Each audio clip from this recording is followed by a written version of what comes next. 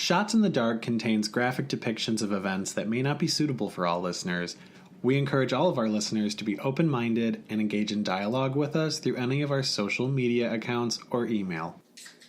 Are we settled in? Are we registering? Are we good? I mean, I don't have my blankie on, but I guess.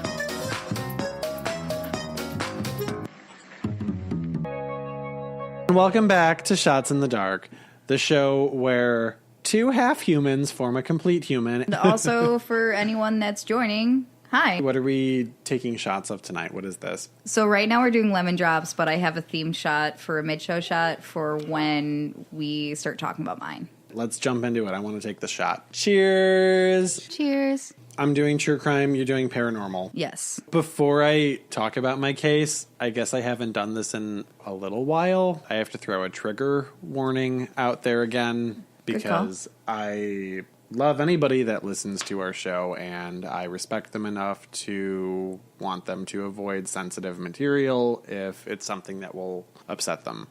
My case this week involves a lot of sexual assault. If that's something that people feel will upset them, that's okay with me if you want to skip past it. This week, I'm going to tell you all about John Reginald Halliday Christie.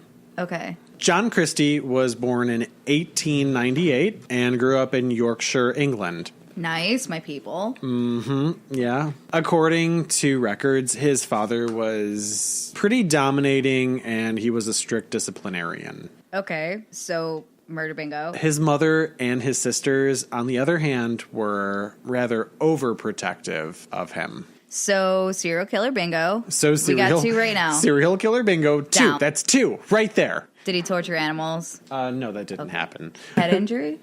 No. Damn. At the age of 15 during World War I, John left school to serve as a signalman. While serving, he was involved in a mustard gas attack that he claimed temporarily blinded him and also caused him hysterical muteness. Okay, what does exactly that mean? Hysterical muteness. I'm not sure what the hysterical portion of it means. It was in the articles. Okay, hold on. Hysterical mutism is a disorder of the vocal function without changing the integrity of the body, resulting in the loss of voice. So some people believed that he made up the muteness as a means to garner attention and sympathy from others. Okay, which I guess, but it's really hard not to talk. Precisely. That's exactly how I feel. However, on the other hand, if that was the case and he did make up his, quote, hysterical muteness to garner sympathy from others, would that make him kind of like borderline Munchausen syndrome? I mean, I guess so. It could be if that was, but that disorder doesn't disappear. Moving on with the story, though, at the age of 19, John began frequenting sex workers and began to display violent sexual behavior as he would sometimes choke and or batter the sex workers. He was just picking women up off the street. And then surprising them with no consent. Yeah, and, fantastic. You know, obviously women who are down on their luck can't do anything to really fend for themselves. Right. Obviously, there's no rights for anyone that's in that particular situation. Correct. Despite his muteness and general distaste for women, he married his wife, Ethel Simpson Waddington, in 1920. Such an appropriate name for that time period. I know. So shortly after their marriage, John began working as a postman, but he was sent to prison for 3 months after stealing postal orders. Okay. 2 years after that, he was put on probation for violent behavior. I'm not exactly sure what that violent behavior entailed. Around this time, John decided that he was going to leave Ethel. And he moved to London, forcing Ethel to support herself back in Sheffield. Okay. Yeah, he's a real gold star husband. Right. This everything that you would assume a husband should be. This motherfucker. This guy. By the age of 29, he was back in prison again. This time on theft charges, and he was incarcerated for 9 months.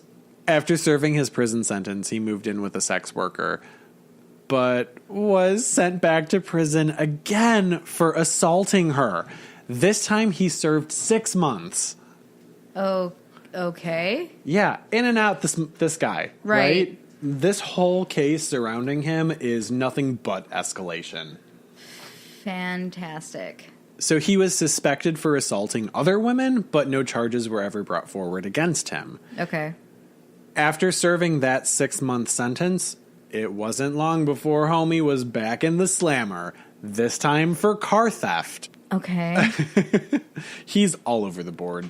Just trying to figure out what sort of crime is going to be the best, I guess, fit for him. In 1933, John asked his estranged wife, Ethel, remember her? He asked her to come live with him in London, which she was apparently okay with because she went ahead and did it. She moved back in with him. No.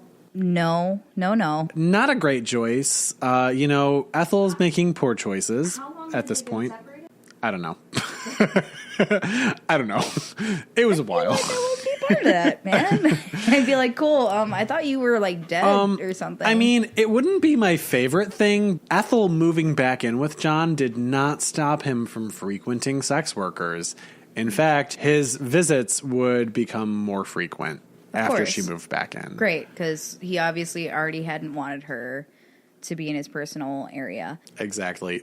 Over the course of the next decade, John's sexual aggression and urges would start to intensify and begin to include elements of necrophilia. Oh, okay.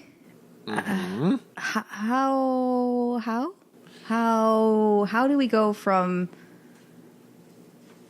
this story is nothing but escalation, like we had discussed just a moment ago. Now we're going to start getting into the murders. John's first known victim was a 21-year-old Austrian girl named Ruth First. Okay.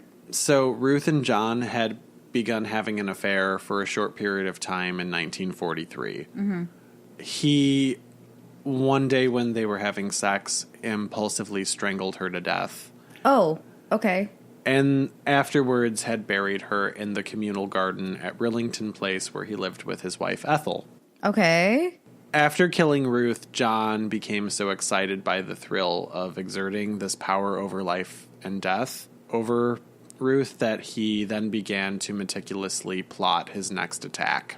Okay, so he's already killed someone and has placed her in an area that he can visit often with almost no issue, is what I'm hearing. So he's already got himself a trophy. And I'd like to reiterate, the words I said were communal garden. Yeah. At Rillington Place, which was an area where many people lived. There were many tenants there. So at any point, anybody who decided to go digging around could have found the body. It was risky. Right. Intentionally risky, would you think? I wouldn't say it was intentionally risky. I actually think, and you'll see this more throughout the story, that he was actually kind of sloppy.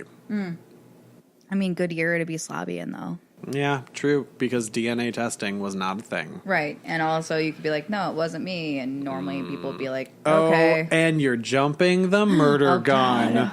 So, on November 8th, 1944, good old John invited his neighbor, Muriel Eady, to come over to his house. Also great name. Mm-hmm.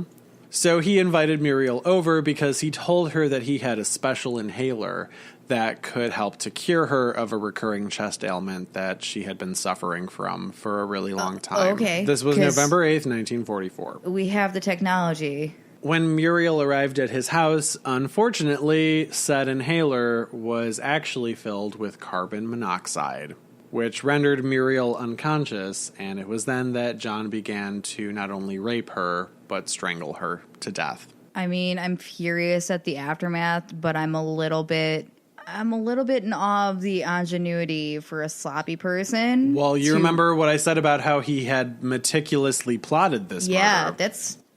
I'm not glorifying it because it's really upsetting, but... This would probably be, in my estimation, the most well-planned out murder that John Christie had ever committed. After John was done raping and murdering Muriel, she immediately joined Ruth in that communal garden that I had mentioned earlier. Of course. It was already bad, but it's really just going to get a lot rougher from here. Right. You'd already highlighted the necrophilia portion. The necrophilia portion is mentioned in my article. It doesn't get a whole lot into the details, which I'm going to be honest with you, I'm not mad that it didn't, because there's a lot of things in this case that I feel very sensitive about, and I'm not sure that I could have handled another fucking cherry on top of this shit sundae. Okay? In 1948, a man named Timothy Evans and his wife, Beryl, had moved into Rillington Place. Shortly after, Beryl had given birth to a baby girl whom the couple had named Geraldine. Timothy Evans apparently had an IQ of about 70. Okay. Which is very low. Yeah, no kidding. And was described by most people as being a, quote, impressionable man. Because Timothy also had a violent temper and he had some learning difficulties, he was having a really hard time finding and holding a steady job. Okay. It wasn't long before his wife Beryl would become pregnant again, and this time around she feared that the couple would not be able to support another baby. Which would make sense if someone doesn't have gainful work. Exactly. You know, I know that we cut this out of a lot of episodes because I'm constantly screaming I'm a feminist into the microphone, but I am a feminist, and I sympathize with where she's coming from. So John Christie, the awful dickbag that he was, tells this young and hard-up couple that he has knowledge of how to perform an abortion, which was illegal in the UK at the time. That is a gateway, as we know. Beryl would become John's third victim. After he had incapacitated her in preparation for this procedure, John began to rape and strangle her after she was passed out. John then told Timothy afterward that she had died from septic poisoning because of all of the other abortion remedies and methods that she had tried up until that point.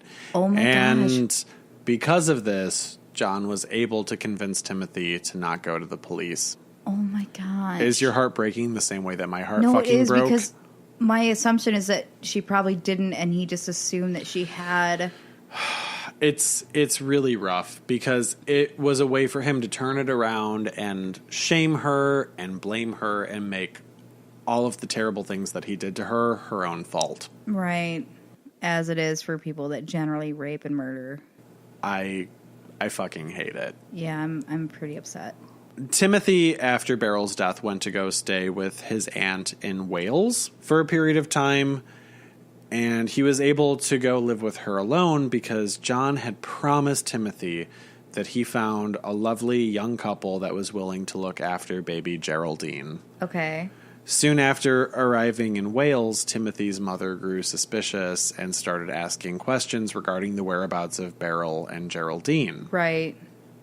My immediate thought would be like, where'd the kid go? Exactly. Yeah, I mean, that's your family. You want to know where they are. That's your granddaughter and your daughter-in-law, who, by the way, was close to her mother-in-law. Once she started asking questions, Timothy could no longer keep up the charade and went to the police in Merthyr Tydfil, Wales, to enter his confession. Not wanting to implicate John Christie, Timothy told authorities that he had killed Beryl himself by giving her abortion pills and then had disposed of her body in a sewer drain. Aww. I know. It's actually... That's upsetting. Timothy Evans, my heart breaks for him so fucking hard in so many ways. Police in Notting Hill investigated the sewer drain that Timothy had claimed to have dumped Beryl's body in, but they found nothing. Because they wouldn't. Precisely, because it wasn't there. So after that, it became apparent to the police that Timothy had not given them the full and complete truth. So he was questioned a second time and more intensely. Okay, which would make sense because if you're saying something that's obviously not true. Exactly. It's incredibly upsetting. It is incredibly upsetting. This time around, when they questioned him again, Timothy had changed his story and also had chosen to implicate John Christie. And on December 2nd of 1949, a thorough search of Rillington Place was conducted, and the bodies of Beryl and baby Geraldine were discovered in the wash house in the back of the garden. I know, honey. It's so rough. I just wanted the baby